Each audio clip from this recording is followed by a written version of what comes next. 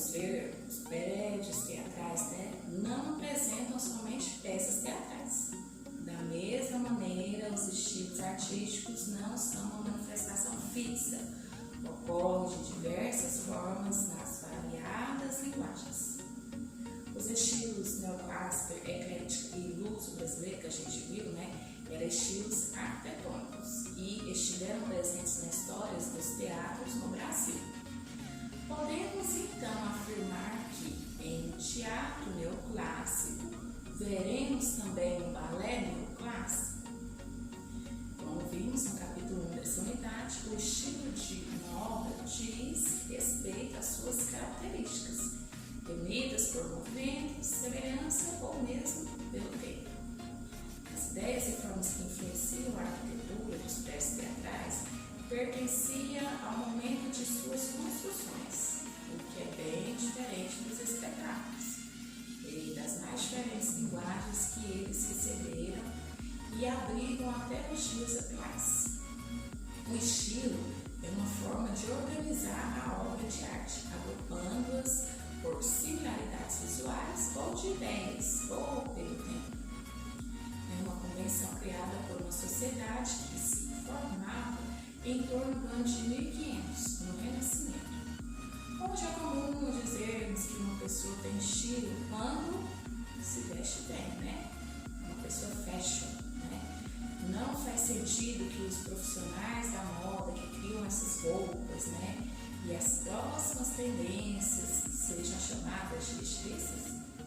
Então, o estilo das roupas influenciou e caracterizam também a história da dança, tá? Então, leia o resumo na página 31 com atenção.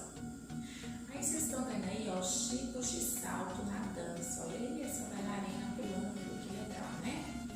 Os saltos na dança são movimentos que o corpo se ergue do chão por algum tempo, sem apoiar em nada ou em ninguém. O salto pode ocorrer no mesmo lugar. Se ocorrer um movimento, também utiliza os eixos horizontal e diagonal. No mesmo lugar, vertical. Eles podem ser leves, fortes, no mesmo pé, nos dois pés, e podem ser rápidos, lentos, curtos, altos. O bailarino ainda pode girar, né, seu eixo, né, movimentar horizontalmente. Os eixos, então, a gente pode ver aí, ó, horizontal, vertical e diagonal. Dá uma olhada aí, ó.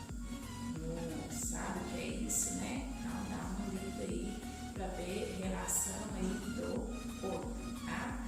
Movimento horizontal, vertical e diagonal. Aqui, gente, a gente tem aí, ó, 3 eixos, né? Vertical, horizontal e diagonal pode ser chamado de transversal. Na dança, a verticalidade é expressada no salto, um movimento que ergue o dançarino. No caso da bailarina Marilene de Camargo, né, citada no Valses 1, apenas alguns centímetros tirados da saia possibilitam novos movimentos. Nos balés e companhias de teatros modernos e contemporâneos, o figurino também é variado quanto possível. Muitas vezes o figurino é feito para possibilitar esses movimentos corporais, explorar os efeitos visuais e transmitir a ideia, né, daquela apresentação. Agora, gente, então eu vou passar o vídeo para vocês compreenderem um pouquinho melhor, tá, sobre essa atividade.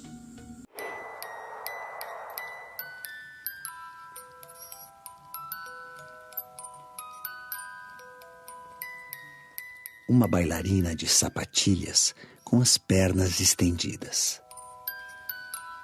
Essa é a primeira imagem que normalmente vem à nossa cabeça quando pensamos em balé.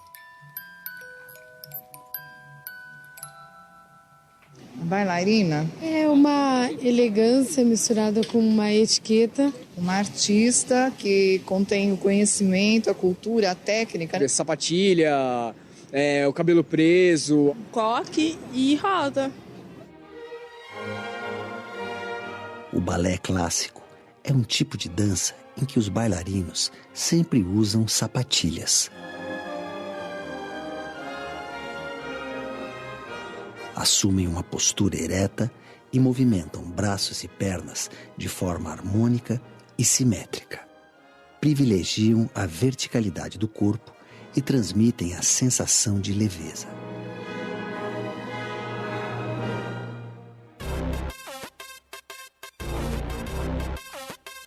Mas existem muitas outras formas de se expressar através da dança. Aqui, tudo é diferente.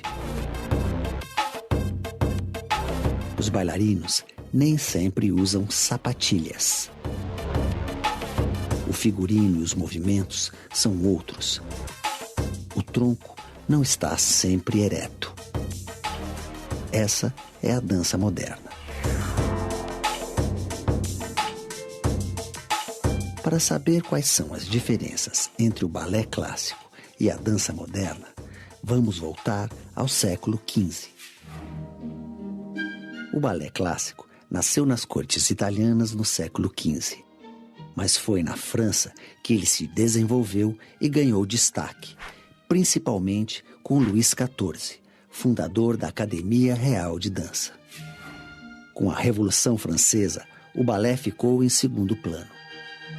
Mas o romantismo, movimento artístico que marcou o século XIX, fortaleceu essa arte novamente. Foi a época das grandes coreografias que são apresentadas até hoje, como o Quebra-Nozes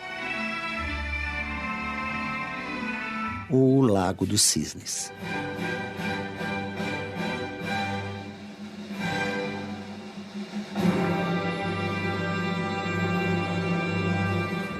As mudanças que originaram a dança moderna começaram ainda no final do século XVIII. O francês Jean-Georges Noverre propunha mais realismo e liberdade nas coreografias. Já no início do século XX, o bailarino e coreógrafo russo Václav Nijinsky ajudou a concretizar essas tendências.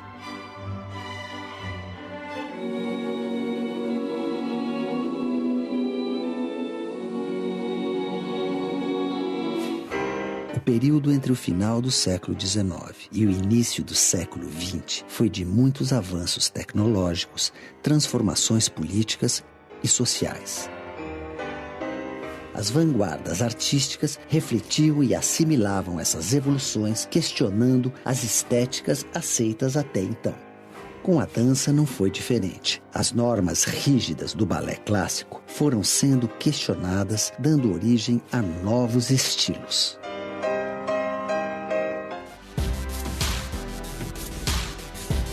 Os movimentos da dança moderna começaram a sair do tronco. As pessoas começaram a dançar descalças e se jogavam no chão. Tinham movimentos de tensão, relaxamento, suspensão, queda. E a dança clássica foi sempre uma dança ela quer sair do chão. Ela quer ser etérea, quer ser mais leve. Exatamente o contrário da dança moderna. Artistas como Isadora Duncan e Martha Graham abriam os caminhos para a dança moderna, substituindo a técnica e habilidade do balé clássico pela expressão de sentimentos, sonhos e emoções.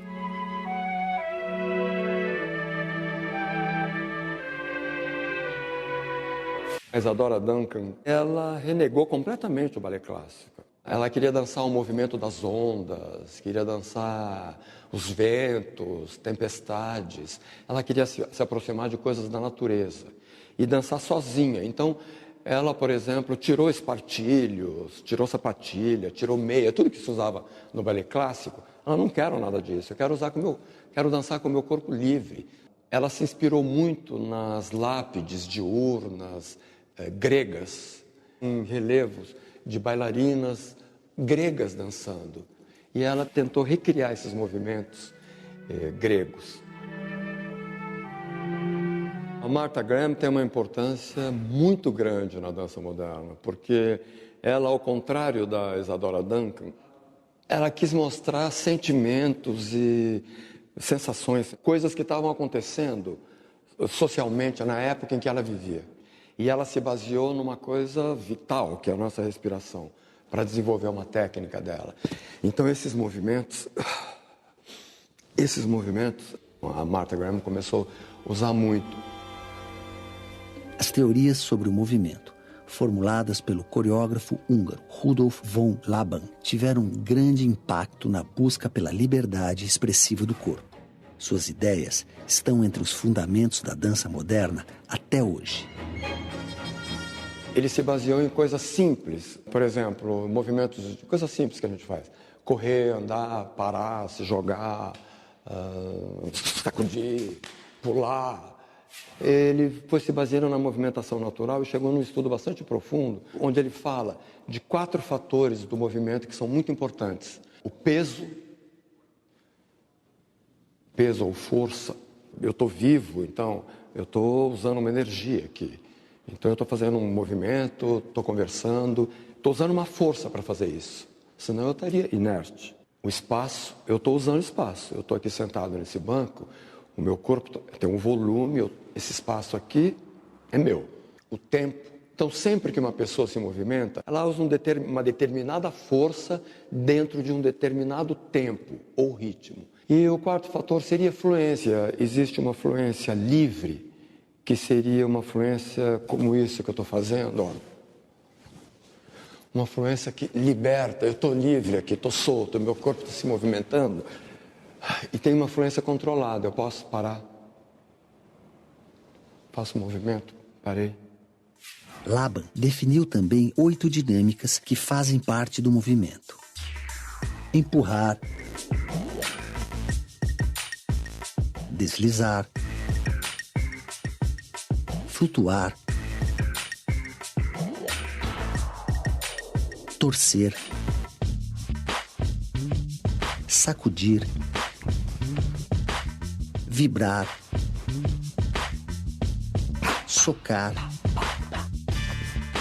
e talhar.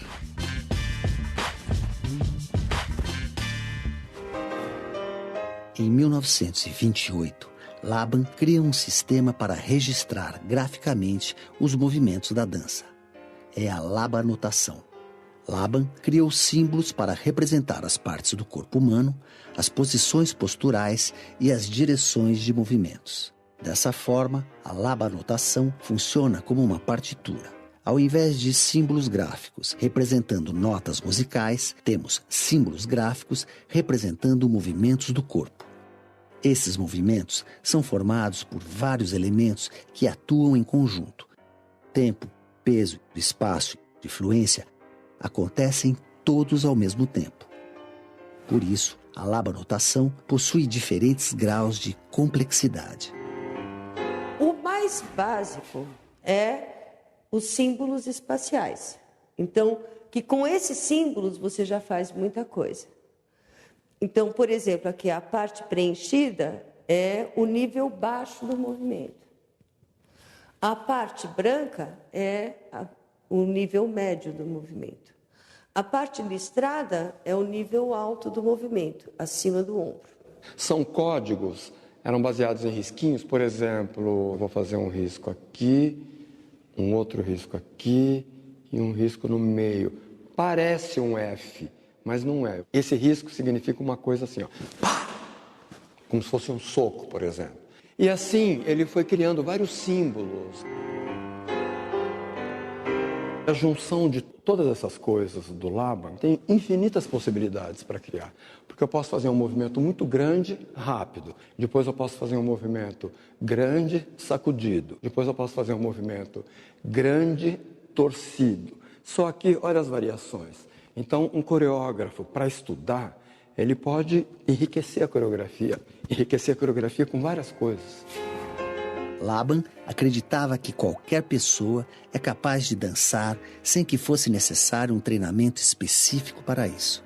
Foi a partir desse princípio que ele criou a dança coral, coreografias simples para grandes grupos de pessoas que se movem juntas, dançando de forma colaborativa. No Brasil, alguns profissionais de dança levaram adiante os ensinamentos de Laban, como Maria Duchene e o próprio J.C. Viola. Aqui no Brasil, vários educadores estudaram para trabalhar com crianças.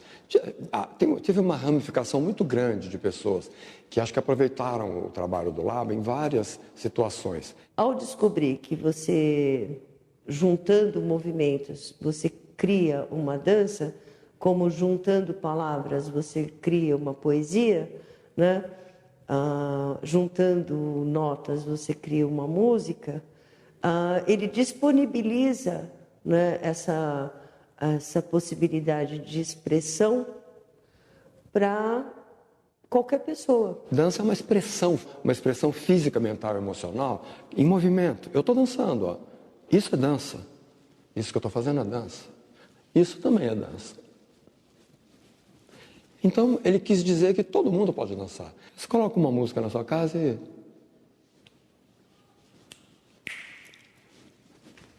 já dançou. Já tô dançando. Todo mundo pode dançar.